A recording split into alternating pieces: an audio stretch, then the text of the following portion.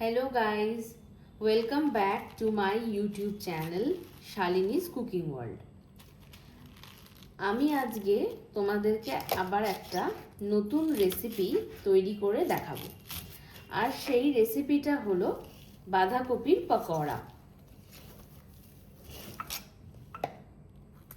দেখতে পাচ্ছ গাইস, আমি এখানে বাঁধাকপির পকোড়া বানানোর জন্য বাঁধাকপিটা প্রথমে খুব ঝিরিঝিরি করে কেটে নিচ্ছি। দেখতেই পাচ্ছ তোমরা, একদম ঝিরিঝিরি করে বাঁধাকপিটা কেটে নিচ্ছি। আমি কিন্তু এখানে দেখো হাফ বাঁধাকপি কাটছি, ঠিক আছে? কারণ গোটা বাঁধাকপির মধ্যে থেকে হাফ দিয়ে আমি একটা রান্না মানে বাঁধাকপির চিংড়ি মাছ দিয়ে বানিয়েছিলাম বাঁধাকপির তরকারি। তো বাকি হাফ রয়ে গেছিলো, তো সেই হাফটা দিয়ে আমি আজকে বাঁধাকপির পকোড়া তোমাদেরকে বানাবো। তো দেখতেই পাচ্ছ, প্রথমে আগে এরকম একদম ঝিরিঝিরি করে বাঁধাকপিটা কেটে নিচ্ছি। দেখো বন্ধুরা, আমার কিন্তু বাঁধাকপিটা কোচানো অলমোস্ট কমপ্লিট হয়ে গেছে। আমি কিন্তু একদম ঝিরিঝিরি করে বাঁধাকপিটাকে কুচিয়ে নিয়েছি, কারণ যেহেতু পকোড়া হবে সেই জন্য ঝিরিঝিরি না হলে খেতে ভালো লাগবে না, মোটা মোটা মুখের মধ্যে পড়লে খেতে ভালো লাগবে না। সেই জন্যই দেখো যে আমি এখানে প্রথমে খানিকটা এই যে দেখতে পাচ্ছ কিরকম ঝিরিঝিরি করেছি, দেখো। এবার এই বাকিটাও হয়ে গেছে। এবার এইটা দিয়ে আমি পকোড়াটা বানাবো, ঠিক আছে? তাহলে এটা দিয়ে পকোড়া বানানোর জন্য এটার মধ্যে আমাকে আরও কিছু ইনগ্রিডিয়েন্টস ইউজ করতে হবে। তো এটার মধ্যে আমি আর কী কী ইনগ্রিডিয়েন্টস দিচ্ছি সেটা আমি তোমাদেরকে দেখিয়ে নিচ্ছি, দেখতে থাকো। বাঁধাকপি তো কোচানো হয়ে গেল, এবার তার সঙ্গে লাগবে কাঁচা লঙ্কা কুচি। তো সেই জন্য আমি কাঁচা লঙ্কাগুলো এরকম ঝিরঝির করে কুচিয়ে নিচ্ছি। এখানে আমি 5-6টা মতো লঙ্কা নিয়েছি। আসলে এরকম পকোড়া টকোড়া হলে না একটু ঝাল ঝাল হলে বেশ খেতে ভালো লাগে, আর মুখে যদি পড়ে এরকম কাঁচা লঙ্কা তাহলে তো দারুণ লাগবে। সেই জন্যই আমি এখানে বেশ কয়েকটা নিয়েছি। তোমরা তোমাদের ঝালের পরিমাণ অনুযায়ী ঝালের ব্যবহার করবে। যে বেশি ঝাল খেতে ভালোবাসে সে বেশি দেবে, আর যে অত বেশি ঝাল খেতে পছন্দ করে না তার অত দেওয়ার দরকার নেই। অল্প 2-3টে কাঁচা লঙ্কা কুচিয়ে নিলেই হলো। আর এই কাঁচা লঙ্কা কুচিয়ে নেওয়ার পরে আমি এখানে একটু আদাও কুচিয়ে নেবো, যেটা আমাকে ওই বাঁধাকপির পকোড়াটার মধ্যে ব্যবহার করতে হবে। তাহলে এগুলো কুচিয়ে নিই, তারপরে তোমাদেরকে আমি বাঁধাকপির মধ্যে এইগুলো সব যা যা আরও এগুলো তো দেবই, আরও এছাড়া আরও কিছু ইনগ্রিডিয়েন্টসও পড়বে, সব মিলিয়ে তারপরে তৈরি হবে মেন ব্যাটারটা। তাহলে সেটা যখন করব দেখাবো। আপাতত এটা করে নিয়ে আমি আবার ফেরত আসছি। বন্ধুরা দেখো, আমি এই যে বাঁধাকপি যেটা তখন দেখালাম যে আমি কুচিয়ে নিয়েছি, তো এই বাঁধাকপিটা আমি ভালো করে কিন্তু ধুয়ে নিয়েছি, ঠিক আছে? এবার এর মধ্যে আমি সব কিছু মিশিয়ে নেব, নিয়ে ব্যাটারটা তৈরি করে তারপরে পকোড়াগুলোকে ভাজবো। তো প্রথমে আগেই বাঁধাকপিটার মধ্যে আমি দিয়ে দিচ্ছি, এখানে দেখো আমি কাঁচা লঙ্কা কুচিয়ে নিয়েছিলাম। আমি তোমাদেরকে বললাম যে আমি কাঁচা লঙ্কা কুচিয়েছি, তো এই পুরো কাঁচা লঙ্কা কুচোনোটা আগে প্রথমে আমি এর মধ্যে দিয়ে দিচ্ছি। আর এই যে দেখো, আমি অল্প একটুখানি আদা কুচিয়ে নিয়েছি, যতটা বাঁধাকপি আছে সেই অনুযায়ী আমি আদাটা কুচিয়েছি। তো এই আদা কুচোনোটা আমি এর মধ্যে দিয়ে দিচ্ছি। এছাড়াও আরও কিছু ইনগ্রিডিয়েন্টস দেব। এবার আমি এর মধ্যে সামান্য একটুখানি কালো জিরে অ্যাড করছি। এগুলো সবটাই টেস্টের জন্যই দেওয়া, অতিরিক্ত না। এই যে এইটুকুনি দিলেই আমার মনে হচ্ছে হয়ে যাবে। আমি জাস্ট এইটুকুনি দিচ্ছি, এরকম ছড়িয়ে দিলাম। ছড়িয়ে দিলে জিনিসটা বোঝা যায় যে আর লাগবে কি লাগবে না। তো আমি যতটা দিলাম, আর একটু মনে হচ্ছে দিতে হবে, তো আর একটু দিয়ে দিলাম, ব্যাস এইটাকেই যথেষ্ট। এইটুকুনি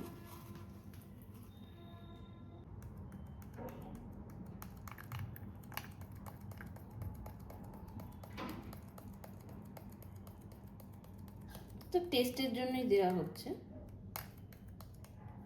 এই এইটুকু দিলাম, আর একটু দিচ্ছি। এক গাদা হিং কেউ দেয় না, টেস্টের জন্য তো তখন যতটা দিলাম, আর এই ব্যাস, আর দেওয়ার দরকার নেই। এবার আমি এর মধ্যে দিয়ে দিচ্ছি সামান্য একটু হলুদ গুঁড়ো। এটা পরিমাণ বুঝেই দিতে হবে, এক গাদা না, একদম পরিমাণটা বুঝে অল্প করে দিলাম হলুদটা। এবার দিয়ে দিচ্ছি লঙ্কা গুঁড়ো। এটা জাস্ট টেস্টের জন্যই অল্প, কেননা কাঁচা লঙ্কা আমি অনেকটাই দিয়েছি, তো সেই কারণে লঙ্কার গুঁড়োটা টেস্টের জন্য জাস্ট অল্প একটু দিয়ে দিলাম। আর দিয়ে দিচ্ছি এর মধ্যে টেস্টের জন্য জিরে গুঁড়ো। এটা পরিমাণটা বুঝেই দিচ্ছি আমি, এই এতটা মতো দিলাম। এবার আরেকটা জিনিস আছে যেটা টেস্টের জন্য দিতে হবে, সেটা হচ্ছে চিনি। তো এখানে আমি চিনিটা এই ছোট চামচের 1 চামচ আর এই যে এইটুকুনি, ব্যাস এটাই এনাফ। আর যেটা না দিলে খাবারের কোনো টেস্টি আসবে না, সেটা তো দিতেই হবে, আর সেটা হলো নুন। তো আমি এবারে নুনটা অ্যাড করছি। নুনটা কিন্তু একদম আন্দাজ মতো দিতে হবে, অতিরিক্ত পরিমাণ যেন না হয়ে যায়, তাহলেই খেতে খারাপ হয়ে যাবে। দিলাম আর একটু সামান্য, ব্যাস এটাই যথেষ্ট। এবার ভালো করে এটাকে চটকে নিচ্ছি।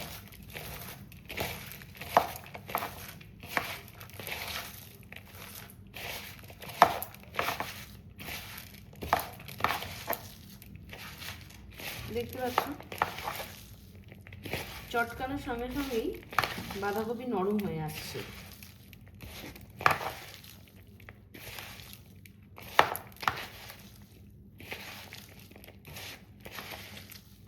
ভালো করে সব মিশিয়ে নিচ্ছি। যেহেতু নুন পড়েছে, এই জন্য চটকানোর সাথে সাথেই কিন্তু নরম হয়ে যাচ্ছে বাঁধাকপি।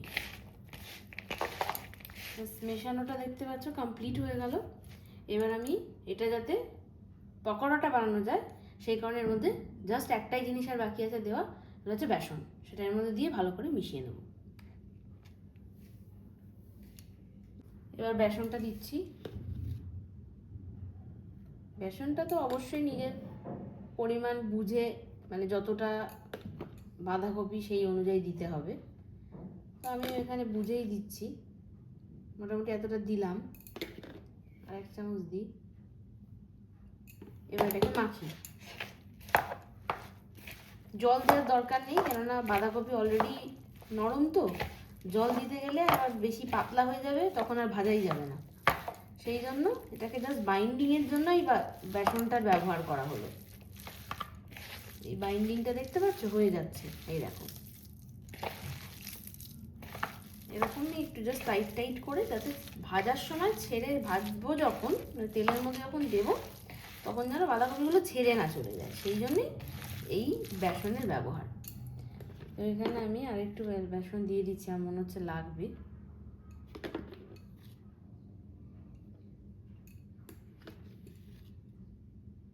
যে যতটা বাঁধাকপি করবে সে সেটা বুঝে বেসন দেবে। আমি যতটা দিচ্ছি সেই অনুযায়ী দেওয়ার দরকার নেই, যেরকম বুঝবে সেরকম বুঝে দেবে, মানে যেরকম বাঁধাকপি হবে সেই অনুযায়ী বুঝে তোমরা বেসনটার ব্যবহার করবে।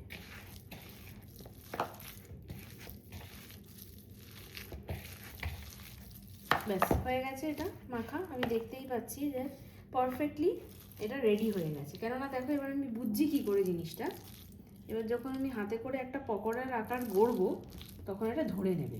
এই দেখো, এই দেখো, দেখতে পাচ্ছ? এবার ব্যাস এটাকে তেলের মধ্যে ছেড়ে দিলেই হয়ে যাবে।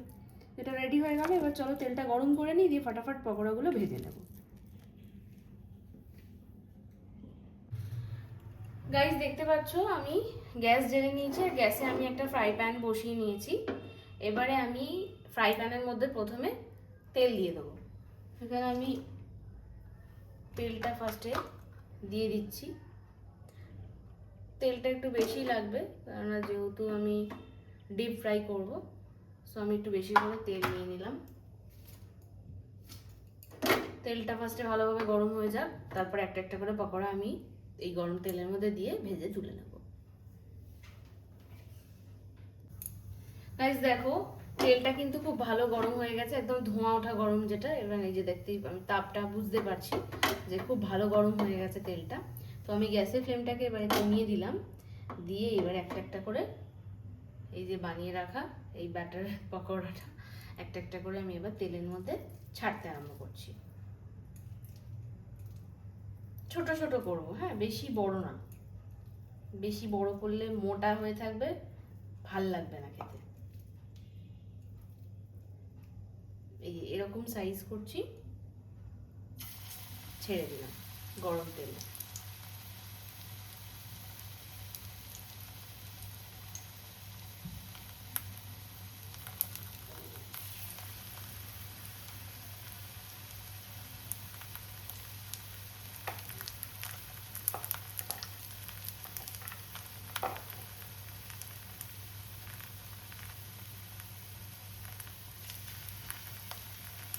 এরকম ভাবে আমি আরো অনেক কটা দিয়ে দিই, দিয়ে তোমাদেরকে আবার দেখাচ্ছি।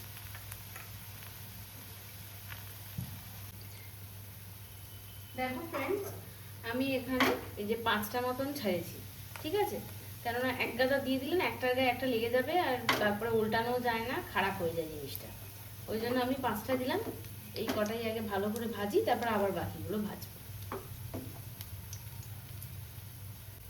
গ্যাসের ফ্লেম কিন্তু লোতে রেখেই আমি ভাজছি, হ্যাঁ। গ্যাসের ফ্লেম হাই করে দিলে ফটাফট পুড়ে যাবে, একটা সাইড ভাজাও হবে না, বাজে হয়ে যাবে। সেই জন্য গ্যাসের ফ্লেম লোতে রেখে ভাজছি। আচ্ছা, একটা সাইড হয়ে গেছে, তো আমি এবার জাস্ট এগুলোকে একটু উল্টে দিচ্ছি। দেখতে পাচ্ছ? দেখো, এই দেখো একটা সাইড কিন্তু হয়ে গেছে। সেই জন্য আমি এবার এগুলোকে উল্টে দিয়ে একটু এরকম চেপে দিচ্ছি। তাহলে কি হয় বলো তো, মোটা ব্যাপারটা ভেতরে থাকবে না, ক্রিস্পি হবে একদম। সেই জন্যই এরকম ভাবে দিচ্ছি এটা করে।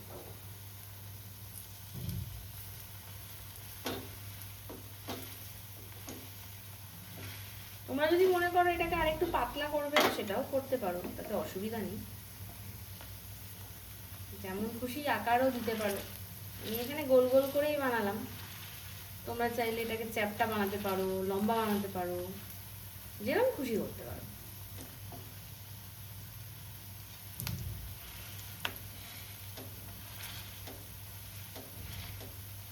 দেখছো, সব করে উল্টে দিলাম। এবার ভালো করে ভাজাটা হোক,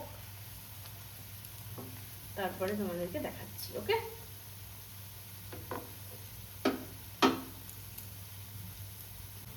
ফ্রেন্ডস, দেখো দুদিক দিয়েই মানে দুটো সাইডেই কিন্তু ভাজাটা কমপ্লিট হয়ে গেছে। এর থেকে বেশি আর ভাজার এটা প্রয়োজন নেই। সো এগুলোকে এবার আমি তুলে নিচ্ছি।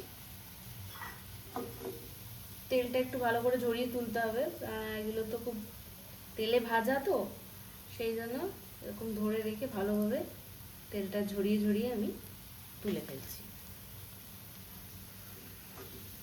মনে তো হচ্ছে ভালোই হয়েছে, তারপর জানি না।